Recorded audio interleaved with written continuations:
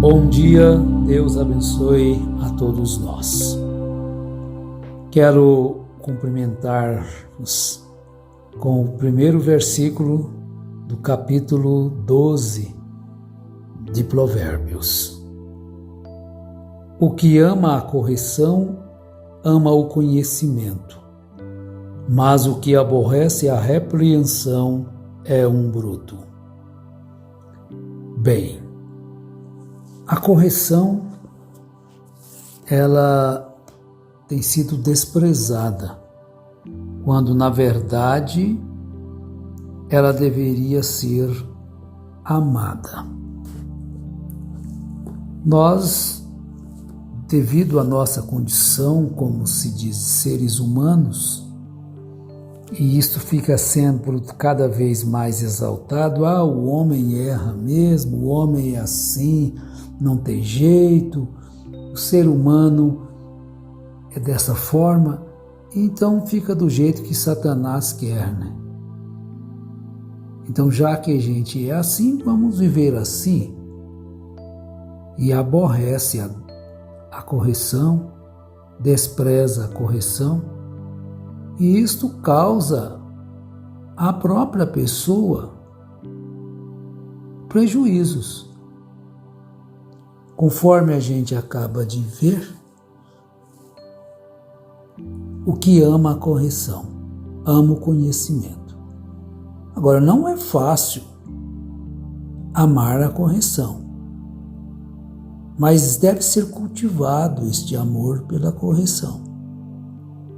Ninguém gosta de ser corrigido. Talvez pela forma que vem a correção.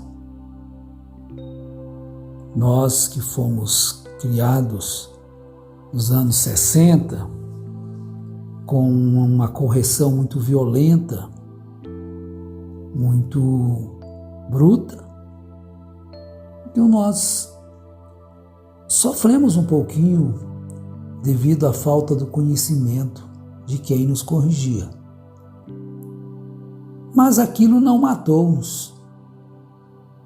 Deu-nos responsabilidade, ensinou-nos a respeitar as autoridades, os mais velhos, ensinou-nos essas boas coisas, as quais devem ser cultivadas, porque têm sido destruídas por falta da correção. Porque Deus corrige, né? Isaías diz no capítulo 9, verso 3, ele fala a respeito da correção que Deus usa para quê? Para que o povo voltasse para ele. Mas parece que não estava adiantando ali naquele tempo, né? Quando eles estavam ali, Deus sempre corrigindo o povo. Mas eles não davam atenção àquilo.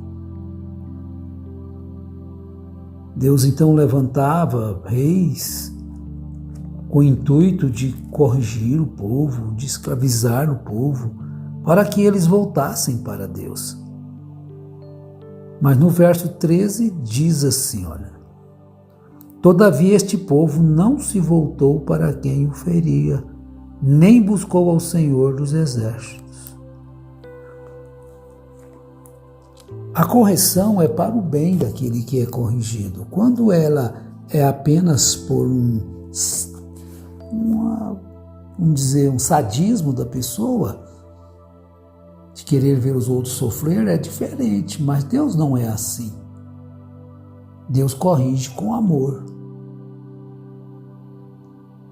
Por isso, há esse versículo: o que ama a correção ama o conhecimento, mas o que aborrece a repreensão é um bruto.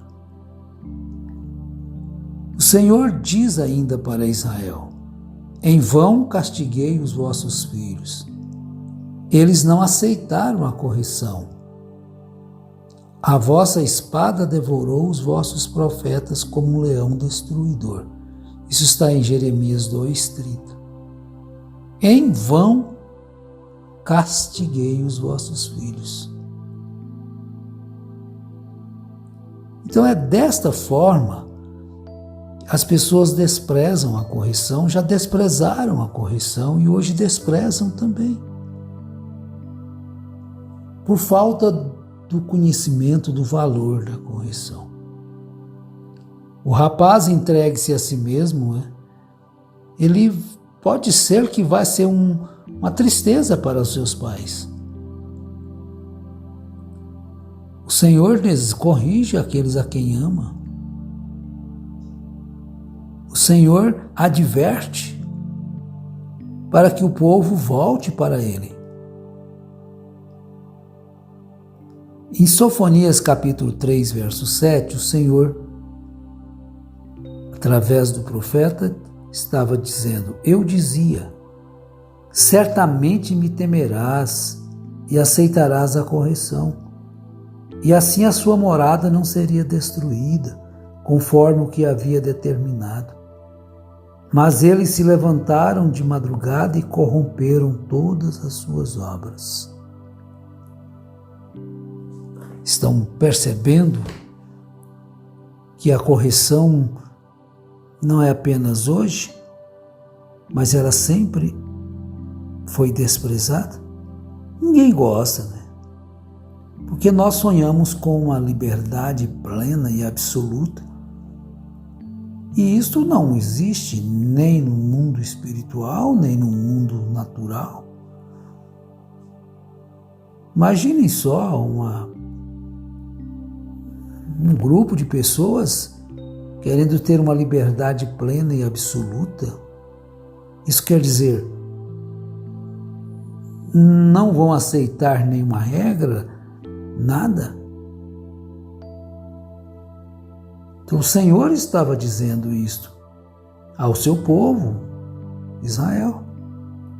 Certamente me temerás e aceitarás a correção. O Senhor dizia, e assim a sua morada não seria destruída, conforme o que havia determinado, mas eles se levantaram de madrugada e corromperam todas as suas obras.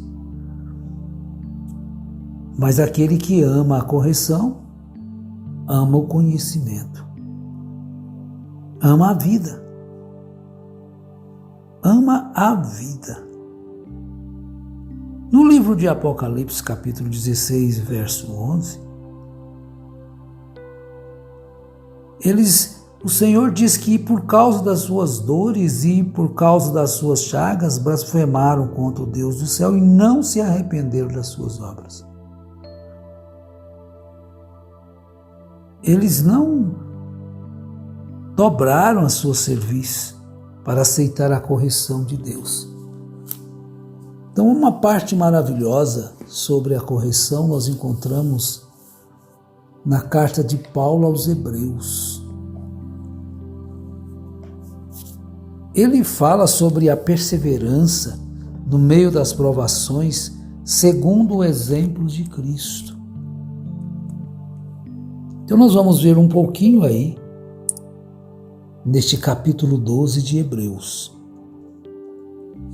Ele diz: portanto nós também, pois que estamos rodeados de uma tão grande nuvem de testemunhas, deixemos todo o embaraço e o pecado que tão de perto nos rodeia e corramos com paciência a carreira que nos está proposta, olhando para Jesus, autor e consumador da fé, o qual, pelo gozo que lhe estava proposto, suportou a cruz, desprezando a afronta, e assentou-se à destra do trono de Deus. Considerai, pois, aquele que suportou tais contradições dos pecadores contra si mesmo, para que não enfraqueçais, desfalecendo em vossos ânimos. Por que isto? Porque o que nós estamos resistindo é menos do que o que Jesus resistiu. Ainda não resististes até ao sangue, combatendo contra o pecado. E já vos esquecestes da exortação que argumenta convosco como filhos. Então agora aqui entra uma questão primordial que nós podemos encaixar com Efésios capítulo 6. Vós, filhos, sede obedientes a vossos pais no Senhor, porque isto é justo. Honra teu pai e tua mãe, que é o primeiro mandamento com promessa, para que te vá bem e vivas muito tempo sobre a terra. Agora veja aqui Jesus. E já vos esquecestes, Hebreus, capítulo 12, que esquecestes da exortação que argumenta convosco como filhos. Filho meu, não desprezes a correção do Senhor e não desmaies quando por ele fores repreendido. Então nós olhamos para Jesus, autor e consumador da fé, o qual, pelo gozo que lhe estava proposto, suportou resignadamente a cruz, desprezando a afronta, e assentou-se à destra do trono de Deus. Então o conselho é: considerai, pois, aquele que suportou tais contradições dos pecadores contra si mesmo. É que às vezes nós não queremos suportar, para que não enfraqueçais, desfalecendo em vossos ânimos. Então as pessoas desfalecem, não suportam a correção de Deus. Então Paulo diz para trazer a memória, lembra-te, porque já vos esquecestes da exortação que argumenta convosco como filhos. Filho meu, não desprezes a correção do Senhor e não desmaies quando por ele fores repreendido. Porque o Senhor corrige o que ama e açoita qualquer que recebe por filho. Agora, preste bem atenção neste verso 7 que vamos ler, porque o apóstolo diz: se suportais a correção. Isto quer dizer, se você não suporta, tudo bem. Vá viver a sua vida sem a correção de Deus. Agora, se suportais a correção, Deus vos trata como filhos. Mas se não suporta a correção, como que Deus vai te tratar? Eu sou filho de Deus. Todos têm direito, liberdade para expressar assim. E quem pode dizer que você não é? Só você mesmo. Através de que você diz que você não é filho de Deus?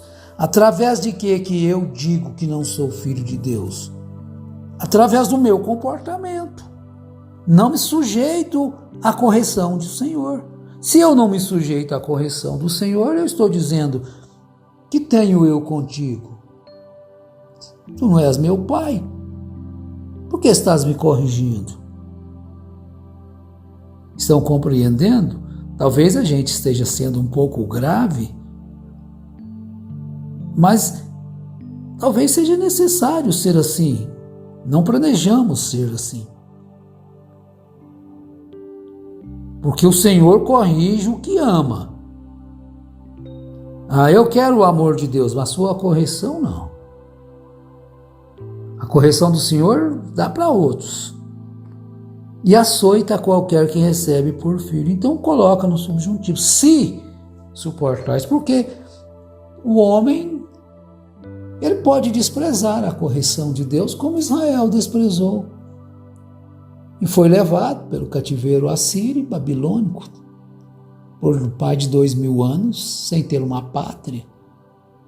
No ano 1947, que novamente Israel voltou a ser um país, ter uma pátria, mais de 2000 anos, por não suportar a correção.